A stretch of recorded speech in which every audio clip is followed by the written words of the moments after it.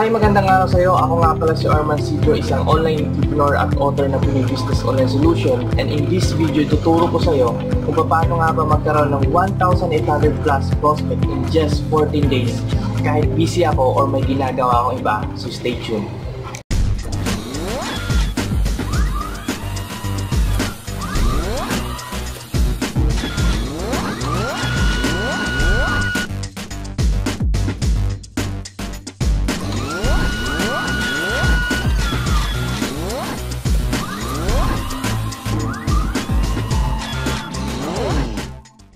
Okay, so I hope nanda ka nang matutunan kung paano nga ba magkaroon ng 1,800 prospect in just 14 days kahit may ginagawa ka pang iba. Okay? Napakahalaga na matututunan mo dito at malaking value yung ituturo ko sa iyo or i-share sa iyo dahil in this video ituturo ko sa iyo yung exact strategy na ginawa ko kung paano ako nakakuha ng 1,800 prospect in just 14 days kahit busy ako sa trabaho ko or sa ibang bagay. Ibig sabihin, based on results yung matututunan mo dito. Okay? So, maaari kang kumuha ng ballpen at papel para isulat mo yung matututunan mo maya-maya. Okay? So, napakalaga na meron tayong prospect na kukuha araw-araw. Bakit? Dahil prospect is the lifeblood of our business. Ibig sabihin, kailangan araw-araw ko nakakuha ng prospect or araw-araw may nakakita ng offer mo para may bibili ng pinopromote mong products or opportunity. Dahil kung wala kang prospect, walang makakita ng offer mo, ibig sabihin walang bibili. Ibig sabihin mamamatay yung business mo dahil walang bumibili. Okay, ganun ka-importante na meron kang prospect or may mga taong nakakita ng offer mo araw-araw. Okay? And mostly, okay, na nagsisimula pa lang sa isang business, ginagawa nila ay they do it as an extra income or ginagawa nila as part-time job. Ibig sabihin, meron silang primary source of income na ginagawa nila or nag-spend sila ng mas maraming oras. Halimbawa, nagtatrabaho is mostly 8 to 9 hours or mahigit pa. Okay, dahil ginagawa lang nila nito dahil gusto nilang magkaroon ng extra source of income. And noong nagsisimula ako, okay, ganun rin yung ginagawa ko. I use online business as source of extra income or ginagawa ko as part-time lang. Okay, dahil kailangan ko lang ng extra income, okay? And nung ginagawa ko rin yung online business ko, okay, yung ginagawa ko is mano-mano. Ibig sabihin, mano-mano ako nagpo-post, mano-mano akong nagme-message, mano-mano ako nagpo-post sa Facebook group, sa timeline ko. Okay, mano-mano. Ibig sabihin, every day, almost 3 times a day, ginagawa ko ito. Okay, after ng trabaho, before ng trabaho, and break time. Okay, bakit? Bakit ginagawa ko to? Dahil it can less more money, okay? Kapag ginagawa mo to kasi free strategy to, okay?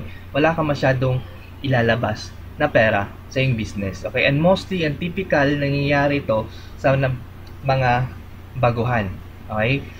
Or nagsisimula pa lang sa online business, nagpo-promote sila sa Facebook, every day sila or every hour sila nagpo-post para sa business opportunity nila or sa offer nila. And ang problema nga lang, dahil ginagawa nila yung business as a part-time job, okay, I think sa 24 hours, okay, meron lang sila 2 to 3 hours na ginagawa yung business. And kung ginagawa mong mano-mano yung business mo tulad ko dati, okay, ang mangyayari sa'yo is kailangan mo ng malaking oras. Okay? Malaking oras pero wala kang masyadong ilalabas na pera. Okay? Ganun yung scenario. Pag wala kang masyadong ilalabas na pera as investment in business, okay? Malaki yung time na mauubos sa'yo. Okay? Yung 2 to 3 hours na business mo, pag-promote is kulang na kulang. Ganun yung nangyayari. And sa akin dati, Okay, dahil yung duty ko, meron akong job is 8 to 9 hours at minsan may overtime pa. Minsan hindi ko na nagagawa yung business ko. Hindi minsan isang araw hindi na ako nakapag-promote.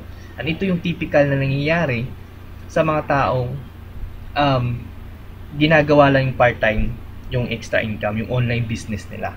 Okay, ngayon, kung ganito rin yung ginagawa mo, okay, stick to this video until the end dahil papakita ko sa yung solution, okay, paano mo magagawang makakuha ng prospect kahit busy ka sa isang bagay or busy ka sa trabaho mo.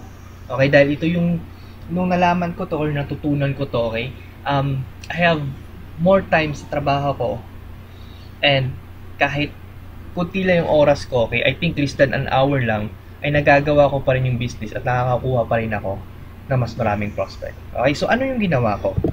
So yung ginawa ko is I maximize the leverage. Okay, anong ibig sabihin ng maximize the leverage? Ibig sabihin, mas nag-invest ako sa automation. Okay, anong automation? Okay, parang may gumagawa para sa'yo. Parang ganon. Okay, halimbawa, para kang may sales team na nagpo-promote ng business mo. Okay, parang ganon.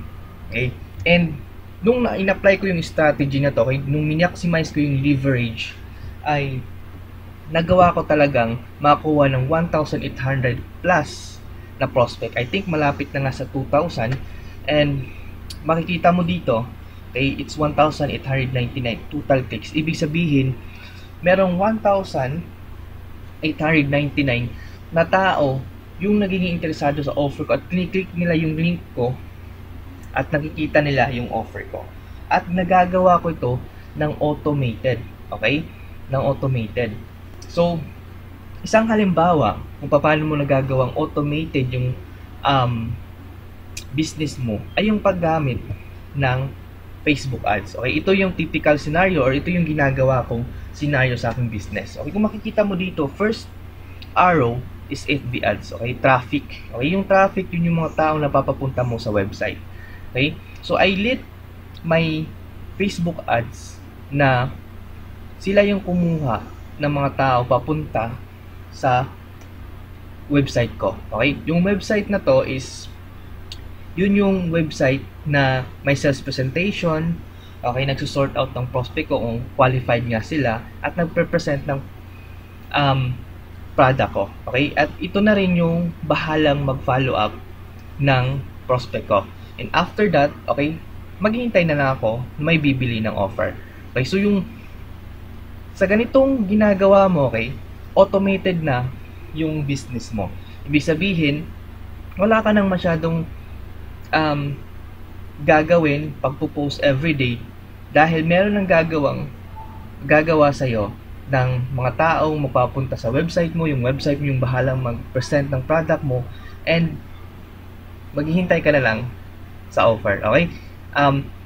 Kung na-imagine mo, okay, ang galing ng process, parang wala ka na talagang masyadong gagawin. Okay? And para patunayan sa iyo na ayos talaga this strategy, ay ito yung isang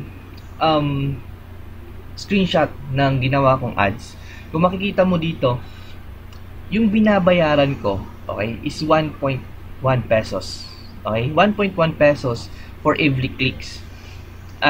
So, kung iisipin mo, every prospect or every person na napapunta ko sa aking website is ang cost lang is 1.1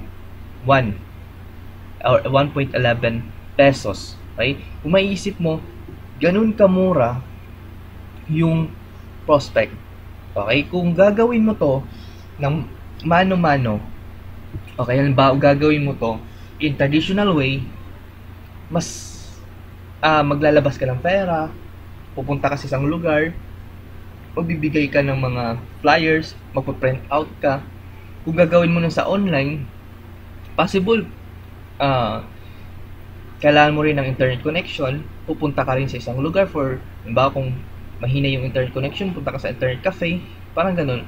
So mag-i-spend ka rin ng oras at pera para sa business mo.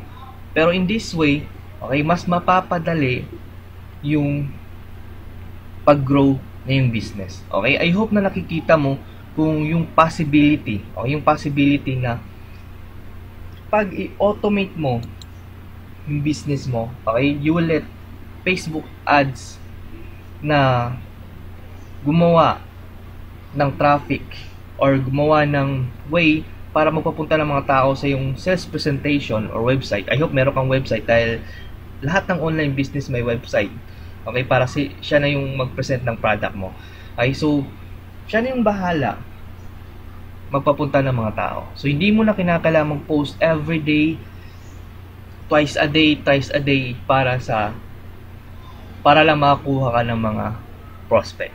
Okay, so I hope na marami kang natutunan, okay, sa aking videos presentation ngayon. And meron akong kung gusto mong, okay, magkaroon ng website, okay, na may sariling sales presentation na siya yung bahala mag-sort out, mag-present at magpadala ng product mo. Kung naghahanap ka ng ganung business, okay, ready-made ng website, okay, ang gagawin mo lang is mapupunta ng tao dito.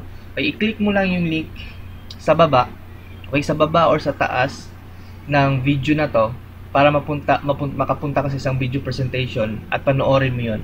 Okay, and malaki yung matutulong ito sa iyo pag madiscover mo yung sinasabi naming automated system. Okay, so I thank you for watching this Armans once again, and see you on my next video.